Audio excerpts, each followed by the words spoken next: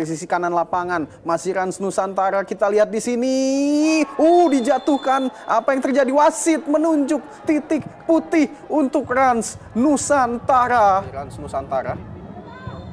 Mitsuru Maruoka.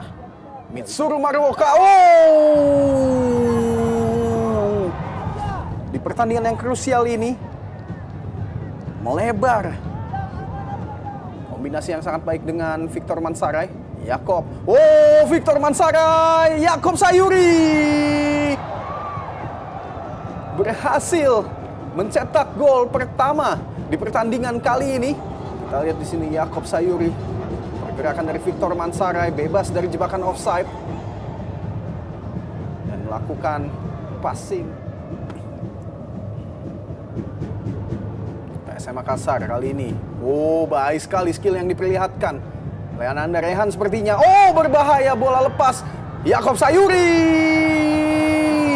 Pergerakan yang sangat baik tadi diperlihatkan oleh Ananda Rehan. Kemelut di depan gawang Rans Nusantara.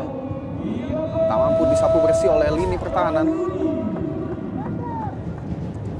Rans Nusantara kali ini cepat sekali dari sisi kiri lapangan. Kusedia Haryudo memanfaatkan umpan silang dari sisi kiri lapangan. Kusedia Haryudo berlari dengan cepat. Sepertinya kaki Kenzo Nambu langsung.